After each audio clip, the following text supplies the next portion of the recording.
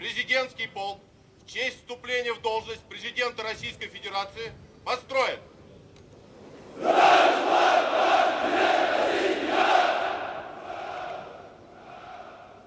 Ну, мы ведь тоже виноваты в том, что сейчас происходит. Мы там, условно говоря, уйдя в хотя бы кухонную, но оппозицию, но мы же виноваты в том, что сейчас происходит. И не только потому, что мы поверили, что Владимир Владимирович Путин хороший, а потому что мы сами все это делали.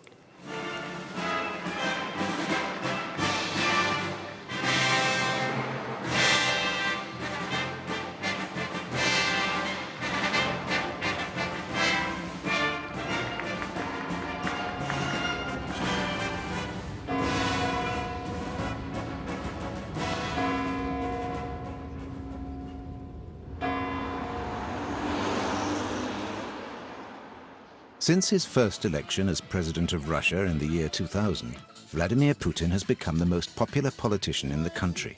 And he's also Russia's first celebrity president. Сейчас события, дорогие мои, можно встать и начать обалдировать, потому что данной композиции я еще не слышал, но это нечто. Я видела его вчера в новостях. Он говорил о том, что мир на распутье, с таким, как он, легко и дома, и в гостях. И я хочу теперь такого, как Путин. Такого, как Путин. Это эталон мужчины, к которому нужно стремиться каждому мужчине, каждому существу мужского пола, скажем так. The story of how this obscure former lieutenant colonel of the KGB became president goes to the heart of what democracy means in Russia. The lessons Vladimir Putin learned on his way to the top are the ones he puts into practice today. Putin's story begins with an enormous case of corruption, literally at the center of Russian power, in the very fabric of the Kremlin buildings. 150 лет никто не делал Большой Кремлевский дворец. Это Александровский зал, Андреевский зал, Георгиевский зал, система аванзалов, хладоцентр, теплоцентр, ресторанный комплекс, система связи Кремля. Работало 150 фирм, в том числе 48 иностранных. У нас был свой авиаотряд, у нас был свой таможенный терминал, свой отряд был 32, самолет 76. Kremlin property chief Pavel Borodin had signed contracts with foreign firms worth billions. The money was transferred through Swiss banks. In 1998, the Swiss authorities noted irregularities in certain transactions. The Swiss federal prosecutor, Carla Del Ponte, suggested to her Russian counterpart that he open a judicial inquiry. Il était fermement convaincu qu'il aurait pu faire cette enquête et que c'était indispensable de faire cette enquête. Я и получил эту информацию в том пакете, который я его положил на стол, и так еще даже подумал, думаю, стоит ли вскрывать или нет, как вот сердце чувствовало, что, значит, все это плохо кончится для меня лично. Despite these fears, prosecutor Skuratov did open an inquiry. He soon suspected a huge money laundering operation hidden behind the Kremlin's golden doors. Pavel Borodin and his team had profited from their close links with the presidency to inflate the cost of the work. This allowed them to sign contracts for several times the real price and to pocket the difference.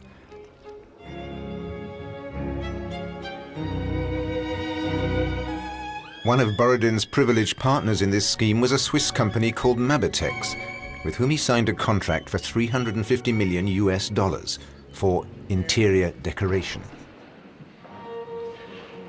Могу вам сказать, что я потом в Лугано видел объявление, что дверь, Mabitex, что дверь, которая у нас стоит 1500 франков, в Кремле стоит $12 000.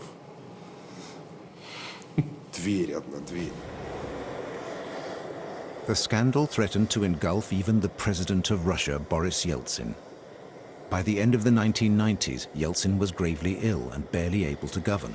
So ill that on the eve of a summit meeting with President Clinton, the CIA didn't even know if he was alive.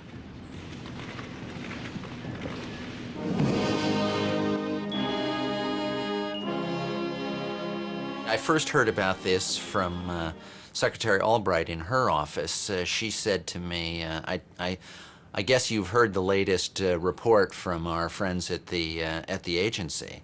And I said, latest? Yes, Yeltsin is dead, it seems. And the question was there anybody to go and meet?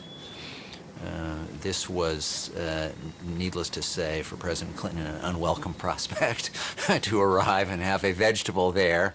And there was serious consideration given by the administration to canceling the trip because with all of his own political problems, President Clinton did not want to look as though he was tethering himself to a corpse. The CIA was wrong. But Yeltsin's infirmity meant that power in Moscow was in the hands of an elite group of close advisors, dubbed the Family by the Kremlin press pool.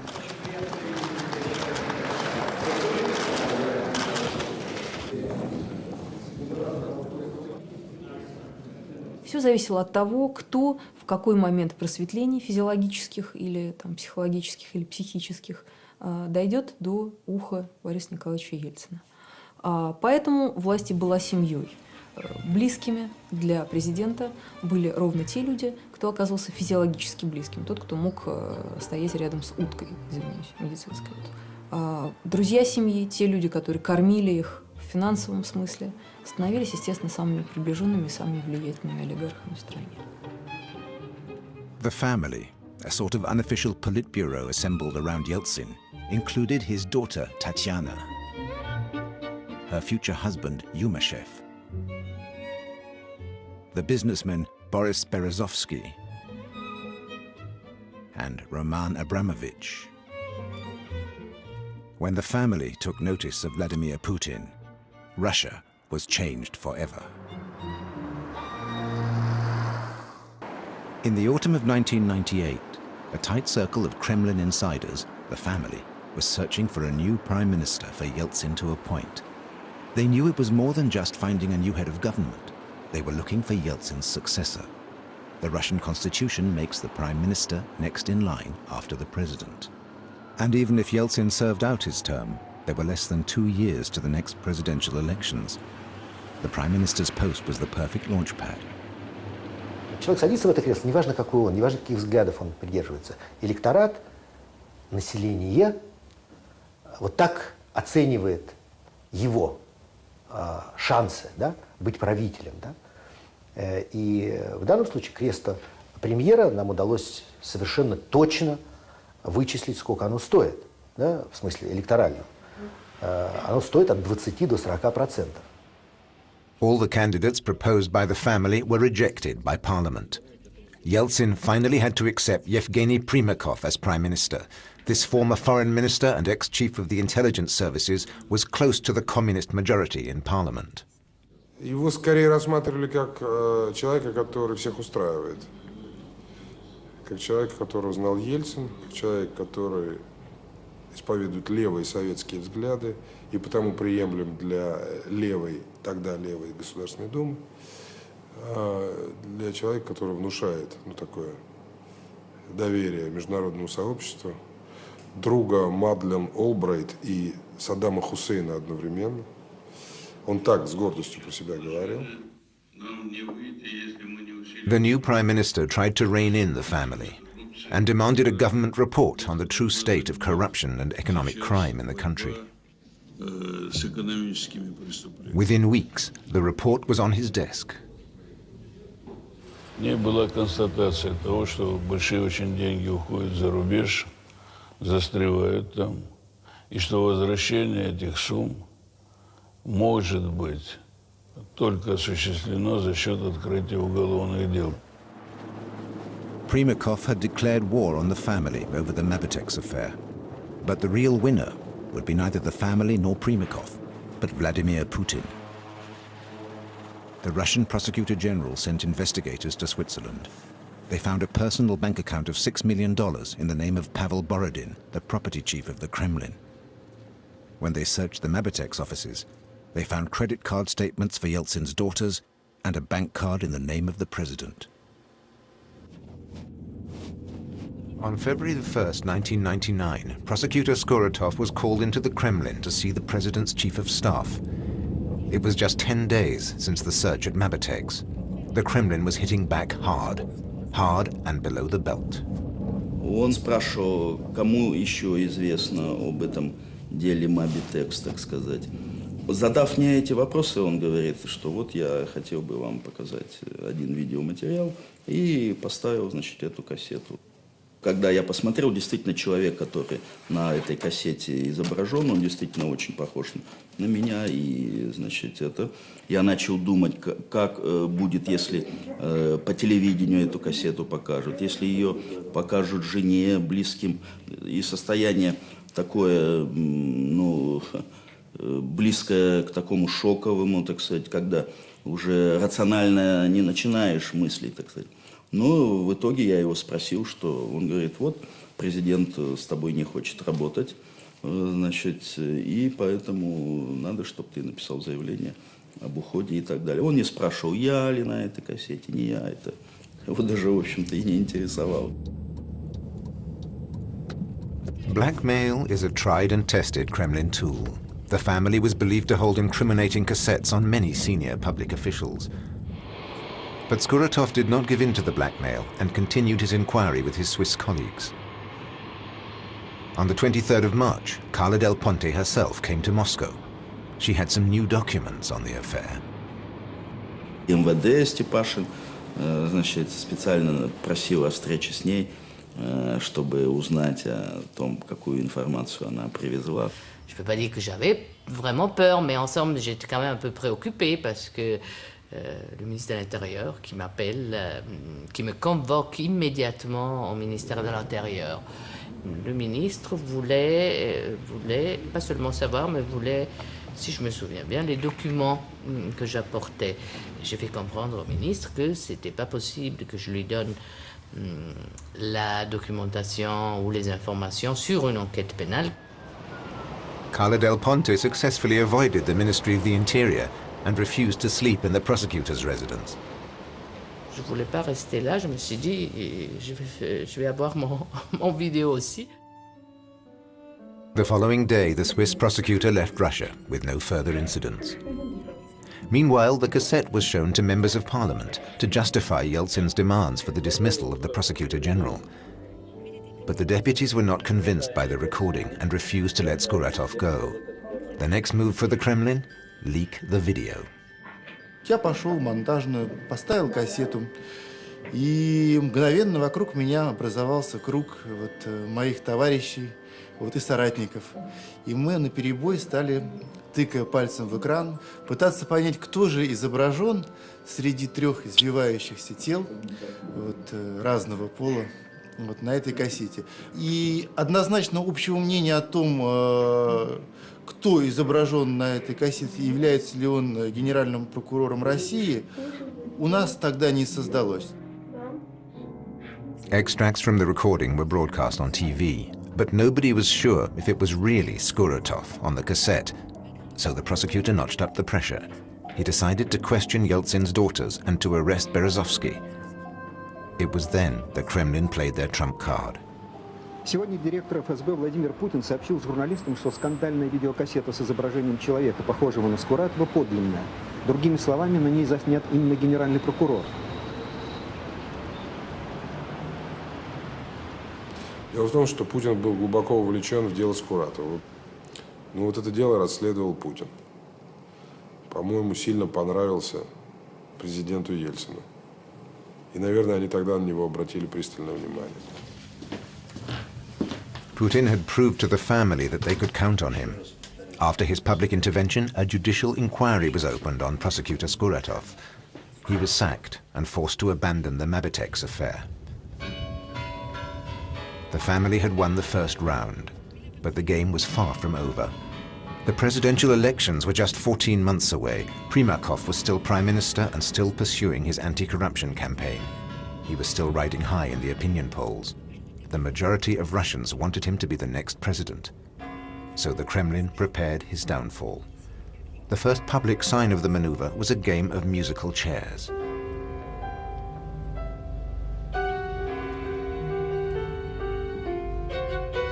заседании оргкомитета необходимо определить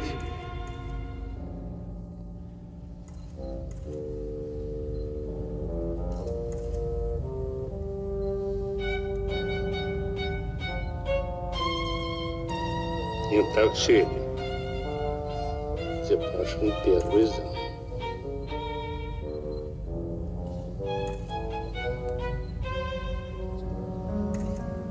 Исправись. Сергей Владимирович, пересядьте.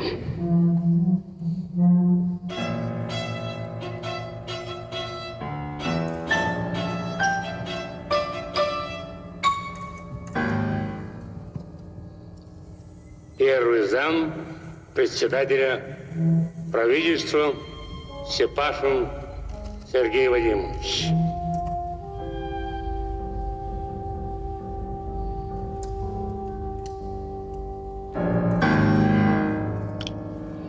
Больше вроде ошибок нет.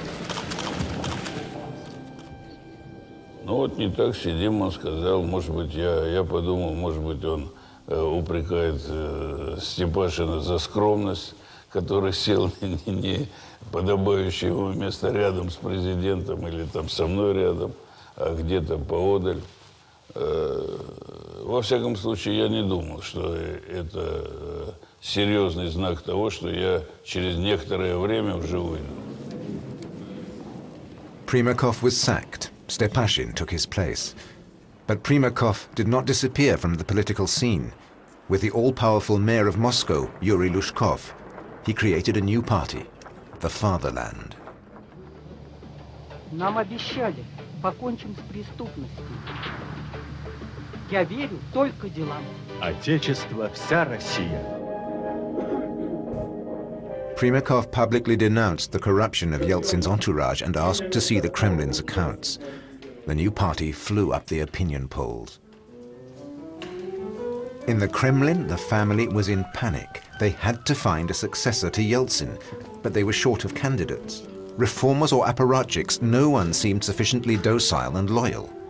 It was then the family remembered Vladimir Putin. He'd proved with the Mabitex affair that he could be relied on. В июне 1999 года я совершенно случайно одним и тем же рейсом из Штатов летела с Татьяной Борисовной Дьяченко на Нью-Машевой, то есть дочерью Бориса Николаевича. Ну, лететь долго. Ну, естественно, мы были знакомы. И Татьяна начала меня спрашивать, вот как этот, вот вам, Ксения, а как этот? Ну, так просто, такой разговор на политические темы. А как вам Путин? Я говорю, Путин. Какой Путин? А он уже к этому времени был председателем ФСБ, если я правильно помню. Я говорю, да ладно, ну что вы, Таня, какой вообще Путин? Вот, то есть тогда уже, конечно, это был серьезный проект. Why Putin? After the collapse of the Soviet Union, this former KGB colonel started a new career as an apparatchik in the shadow of the powerful mayor of St. Petersburg, Anatoly Sobchak. Sobchak took him on as deputy, then in 1996 put him in charge of his re-election campaign for mayor. This was Putin's sole electoral experience. He failed. Sobchak lost the election, Putin lost his job. He could have gone into business, but he chose a different route. He went to Moscow and was hired by none other than Kremlin property boss Pavel Borodin. Путин сам приехал. Вот, он весьма толковый, порядочный человек, исключительно деловой. Вот, и я его пригласил работать. Putin became Borodin's deputy. In less than 2 years, he was made head of the FSB, successor to the KGB. But how could the head of the Secret Service become heir to Yeltsin? The family chose him for his loyalty, but also because, like Primakov, to the electorate he represented law and order. And if Putin managed to win over the family, it was because he has another talent, a talent which is essential for anyone who wants to survive and thrive in Kremlin intrigues. He knows how to please. Elena Tregubova, one of the most influential Kremlin journalists, had personal experience of Putin's talents. One day she received a lunch invitation from the head of the FSB, who had decided on a charm offensive. То есть ГБшник для нас это было серое, убогое, тупое существо, которое, человеком точно нельзя назвать. Это что-то такое из низшего ранга и вообще совершенно неприкасаемое в плохом смысле. Да? Вот. Здесь для меня было открытием, что человек не идиот, что человек не одноклеточный, что человек довольно точно коммуницирует, очень хорошо подстраивается под собеседника, заставляющий тебя думать, почувствовать иллюзию на какую-то секунду, на несколько минут, что он человек одного с тобой круга общения, интересов, образования. Но вот ты в личном общении не понимаешь, что происходит.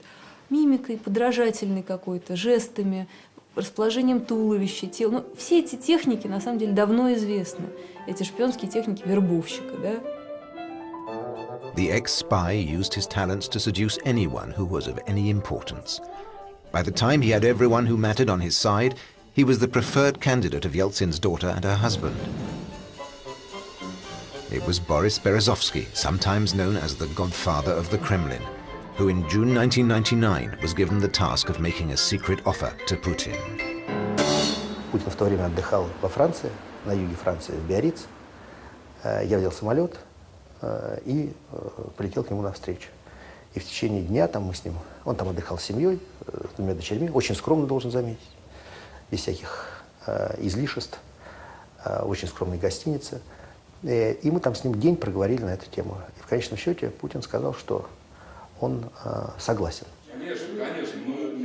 Later, Putin described the scene to his favorite journalist.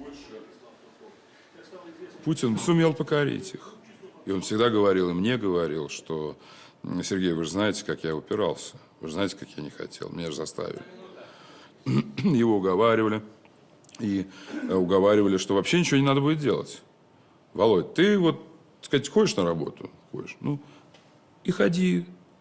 И только будешь входить в другой кабинет. Все распишем, все сделаем, все подготовим, все решения обоснуем. Все сделаем, старичок. Все будет нормально.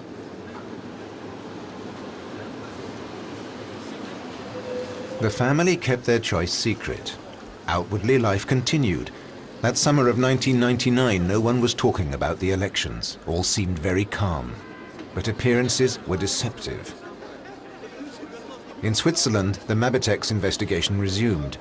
In New York, a new inquiry was opened threatening those closest to Yeltsin. It concerned money laundering of IMF funds on a massive scale. The US Treasury were investigating. The family had to act fast. They decided to launch Putin.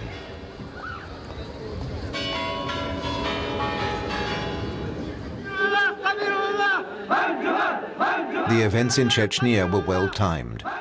The morning of the 5th of August, several Chechen groups, commanded by Shamil Basayev, crossed the frontier and penetrated without resistance into the Russian province of Dagestan, with the goal of establishing a Muslim state in the Caucasus. The Russian army responded with a gigantic operation. Moscow was plunged into a new political crisis. Yeltsin took his chance to change the prime minister. Здравствуйте. Садиться не буду. Чтобы не засидеться, да, Николай Емельянович?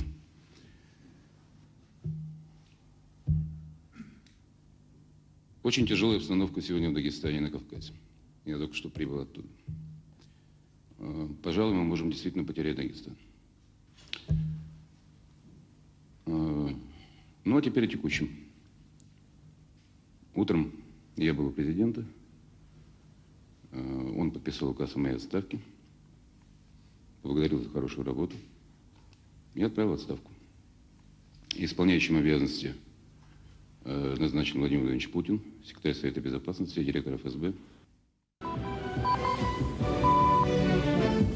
August the 9th, 1999, the world learned that an unknown functionary named Vladimir Putin had become prime minister, a heartbeat away from president. When we heard the news, we thought Russian politics had now become ultimately and incorrigibly unpredictable, that such a person as Putin, somebody who was, a sort of low-level bureaucrat in the estimate of most people who dealt with him, could be, positioned to become president if anything happened to Yeltsin seemed absurd. Putin was completely unknown to the wider public, and there were only 10 months left before the presidential elections. So he had to court public opinion, starting with those he understood best, the military. He visited the units fighting in Dagestan under the command of General Shamanov, one of Russia's best military leaders. Для людей военных, конечно, прибытие Путина, с одной стороны, это символ, да, что глава правительства с нами. Безусловно, это некий душевный подъем. Но для военачальников и для командиров самое главное заключалось в простом. Он подписал боевые документы. Что не делалось с горбачевских времен.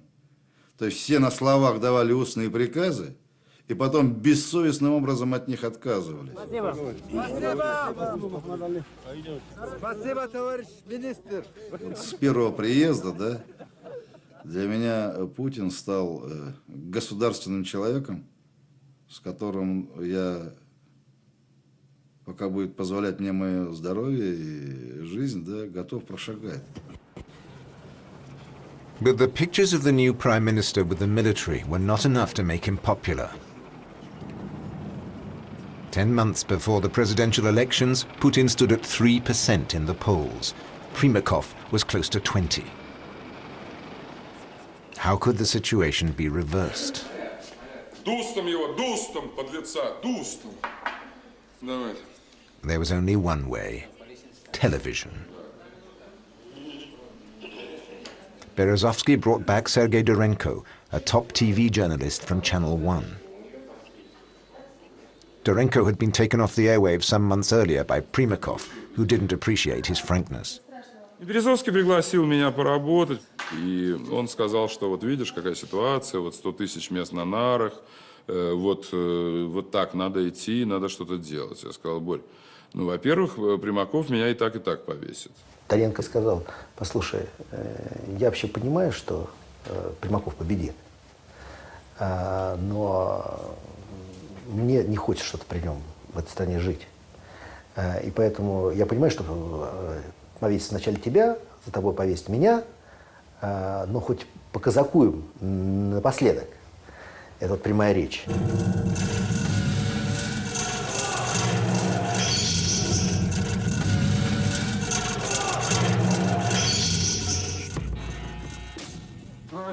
Dorenko was given a weekly Sunday evening prime-time broadcast on Channel 1, which belonged to Berezovsky. It was the most watched program in Russia, and every fortnight Putin was Dorenko's guest on the program. Мы встретились с премьером в аэропорту, когда он прилетел из Еревана. Для нас ясно одно, что уровень правовой культуры на постсоветском пространстве, он способствует росту терроризма, к сожалению. И мне тогда, кстати, не понравилось, что он снисходительно-пренебрежительно всегда говорил об электорате. Он говорил пренебрежительно, что вот, Сереж, то, что вы покажете, то и будет. Эти люди ничего не узнают, да им не надо знать. Вот, если вы не покажете, это же не было, правильно, Сереж? Он мне говорил. Вот это его фраза. Если вы не покажете, это же не было, правильно, Сереж?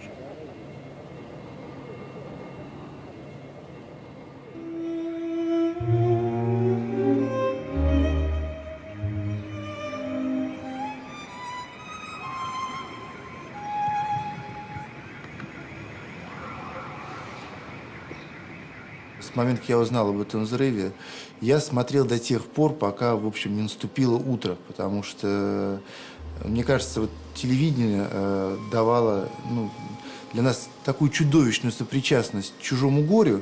Ты просто, вот, мне кажется, заболеваешь, и потом после этого надо лечиться. 300 people were killed in the explosions. Russia had never known attacks on this scale. Even today, no one knows who was responsible.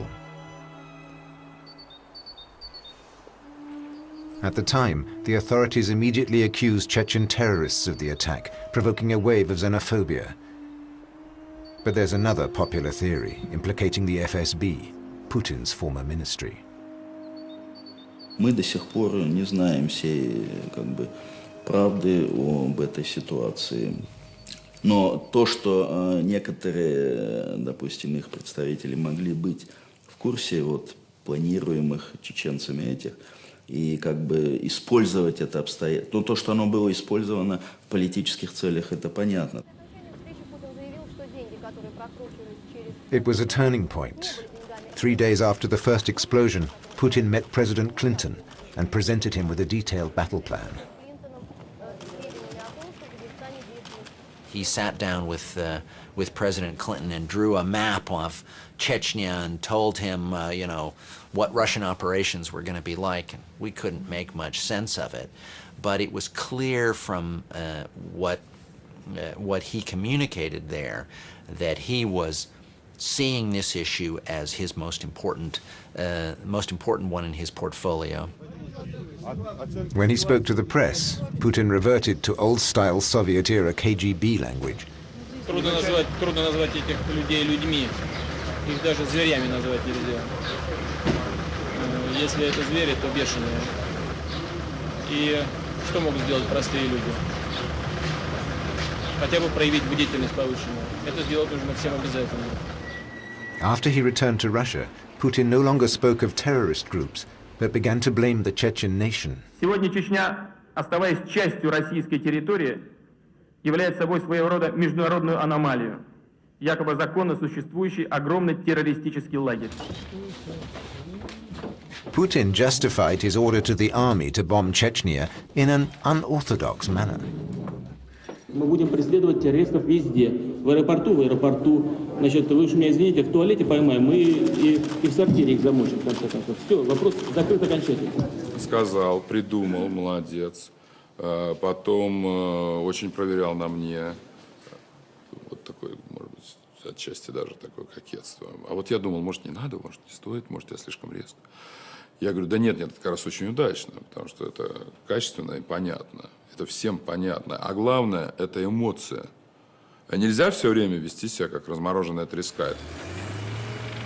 On the 1st of October 1999, the Russian army invaded Chechnya. Public opinion supported the new war. Vladimir Putin rose to 15% in the opinion polls. But it wasn't enough. So, away from the cameras, the Kremlin created a committee of support for the Prime Minister. It was basically a campaign staff for Putin.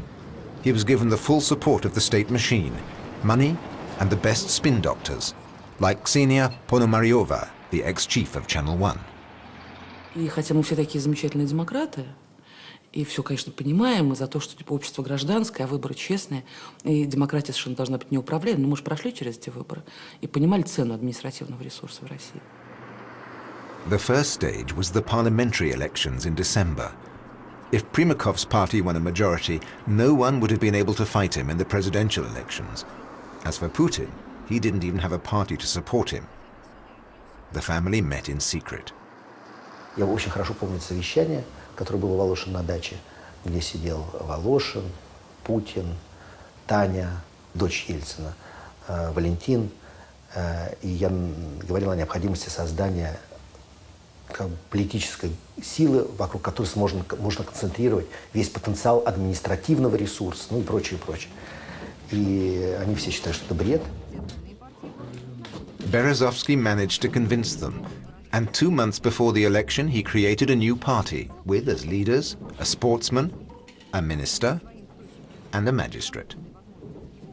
The party had neither an ideology nor a political program. Кампания этой партии строилась на одной единственной вещи. Что это партия, которая поддерживает популярный кандидат в президенты Путин ВВ. Все. На тот момент у них не было больше ничего. At the same time, Sergei Dorenko was waging a no-holds-barred TV war against Primakov. Sordid details came out about the ex-prime minister's state of health, and his ally, the mayor of Moscow, was accused of corruption. Humiliated by these attacks, Primakov proposed a ceasefire. He offered to support the government if Putin put an end to the media offensive. Dorenko immediately responded on air. Путину предлагалась сделка. Ведь у нас грязная кампания, потому что в ней участвуют грязные политики. К тому же поддержка со стороны людей с репутацией уголовников вряд ли нужна Путину. Такая поддержка скорее компрометирует. Объятия лидеров УВР – это объятия, от которых чрезвычайно трудно отмыться. Мне даже во время предвыборной кампании уже приезжал заместитель Лужкова. Просил только об одном, чтобы последние 4 передачи Доренко, не дай бог, не вышли. И предложил совершенно невероятные деньги. Когда потом Доренко рассказал, я говорю: Сереж, слышишь, вот такая история была, я просто тебе не рассказал. Он говорит: что ж ты мне не рассказал? Ну за такие-то деньги, конечно. The elections were now just weeks away. In Chechnya, the Russian army had arrived at the gates of the capital, Grozny. The army had met their objectives. The military proposed a pause in the fighting. Мы, военные, настаивали в начале последующих действий с установлением весенней погоды в следующем году. Потому что здесь как бы наступало два очень таких существенных момента. Первый, самый главный, увольнялись военнослужащие по призыву. А они, как бы ни говорили, на тот момент составляли основную массу солдат. И второй – это неблагоприятный метеорологический фактор. В это время большое обилие туманов, идет дождь со снегом. Сейчас непонятно, что будет с Грозным. Ну что, мы берем их измором, стоим там всю зиму, пока не высохнут все и не опадут? Или в чем тактика, что делать с Грозным? Знаете, что касается тактики, то это дело военных. И я бы не хотел вдаваться в детали. Хотя есть различные варианты развития ситуации. Какой у него политический The conflict in Chechnya was an integral part of the election campaign. The opinion of the generals no longer counted. С нами советовались в рамках штаба объединенной группировки. Все остальные решения также принимались политически. И вообще такие решения только на политическом уровне принимались. The political decision was very simple. The war must go on. А на чем было уговаривать? Вот избиратели, вот на чем единство можно уговаривать? Экономика – 0. Все, что не коснется, социалка – 0. Тяжелейшая ситуация, чтобы вспомнить. Ну, на чем-то надо было. Вот за что, допустим, избиратель должен был полюбить единство? Вот за какие заслуги? On December the 19th, the voters chose Putin's party. With 23% of the vote, this party, formed without any political program 2 months before the election, buried Primakov's party, which only managed 13%. Противник сломлен. И я уже тогда говорил, кто победит на парламентских выборах, тот победит, безусловно, президентских, потому что будет просто чистое политическое поле, что под асфальт, да, под асфальт победит. His mission accomplished, Berezovsky decided to take a vacation. The last hurdle, the presidential elections, were still 6 months away. It was December 31st, the beginning of the holidays in Russia. The whole country was preparing to celebrate the new year. Мы 30-го там в штабе, который еще не штаб, естественно, а так группа. Вот, ну, попрощались все, там отпросились типа там до 3-го. Я тут на кухне салат режу. Типа гости придут, Новый год встречать. А поскольку я ньюс-джанки, у меня, естественно, телевизор работает. 12 часов вдруг появляется Борис Николаевич. Думаю, что это такое? То ли что-то повторяет, то ли... И опа! Съемка протокольная, коротенькая, то есть надо было отсняться, отправить материал на каналы. И после этого вроде так вроде ничего не предвиделось. Думали, ну, где-нибудь там до часов 2-3 и по домам уже. Все как настроены так были. Вот. Я встал на традиционную свою точку, значит, на встречный план, значит, справа от президента. Сейчас я сниму Бориса Николаевича, потом 8 сделаю, сниму премьер-министра. Общие планы, на этом, собственно, съемка и заканчивается протоколом. Вдруг Борис Николаевич говорит: я ухожу. Я хочу уйти красиво, чтобы, во-первых, показатели у России сейчас хорошие, улучшаются, постоянно на подъеме. Слушайте, у меня опять руки дрожать начали. Это забыть невозможно. Вы знаете, это, пожалуй, одна из самых экстремальных ситуаций в моей жизни. Я с рук снимал камеру, я тут смотрю, у меня и кадр-то... И каждый момент происходит, то, значит, эти офицеры спецсвязи пришли с этим вот пультом, который чемоданом называют, его передавать, значит. Снимаем.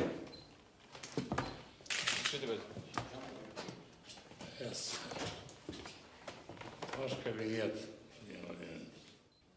With Yeltsin's resignation, Putin automatically became acting president. Elections were moved forward to March. Ну, по моим наблюдениям, только, по-моему, Владимир Владимирович был в курсе дела, но он человек настолько выдержанный, ну, вот он, когда нужен, такой непроницаемый, ну, все просто.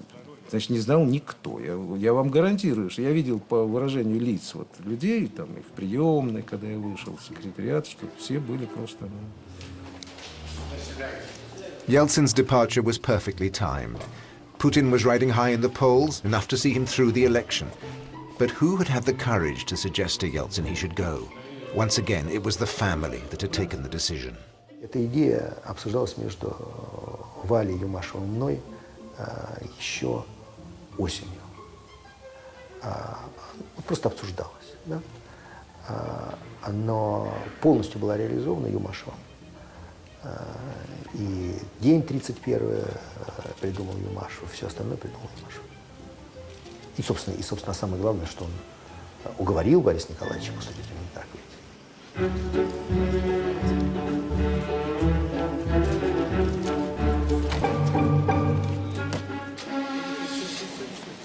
Yeltsin seemed to have resigned with grace. Putin promised not to make changes in the Kremlin hierarchy and to carry on with Yeltsin's reforms. The first decree signed by the new president guaranteed the judicial immunity of Boris Yeltsin and his family. Подполковник Ставронский Юрий Владимирович. Мы вас поздравляем с Новым годом. Желаем вам счастья. Всего вам самого доброго в Новом году. Будьте здоровы, чтобы в семьях у вас все было нормально. Желаем вам. That same evening, and to general surprise, Putin made a quick visit to Chechnya, accompanied by his wife and the television cameras. Putin understood the importance of the media.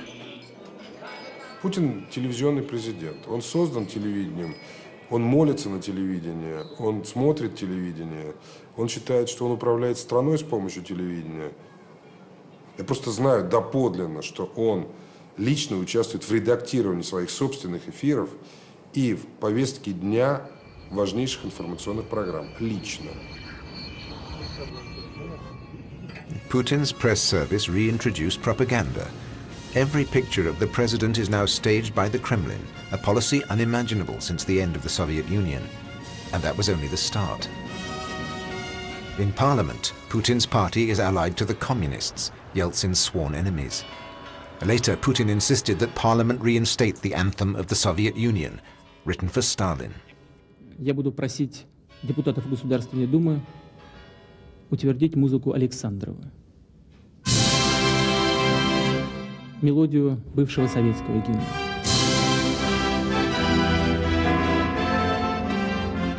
On 26th of March 2000, Vladimir Putin was elected president of the Russian Federation with 52% of the vote.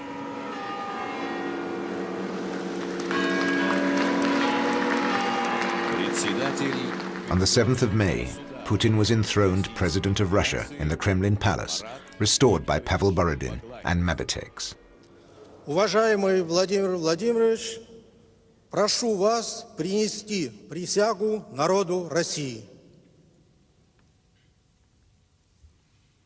Клянусь при осуществлении полномочий президента Российской Федерации уважать и охранять права и свободы человека и гражданина.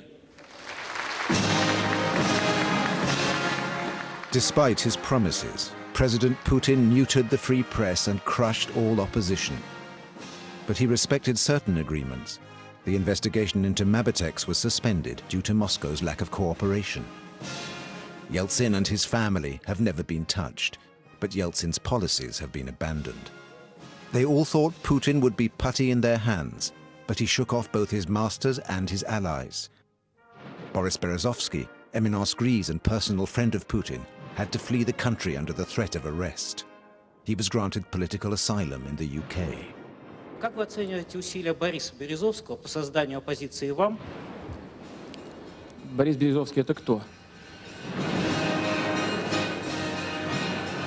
At the cost of freedom, Putin has brought stability and a sense of security to Russia, and Russia rewarded him with a massive re-election victory. But the constitution limits him to 2 4-year terms which expire in 2008. We don't yet know how or if his successor will come to power.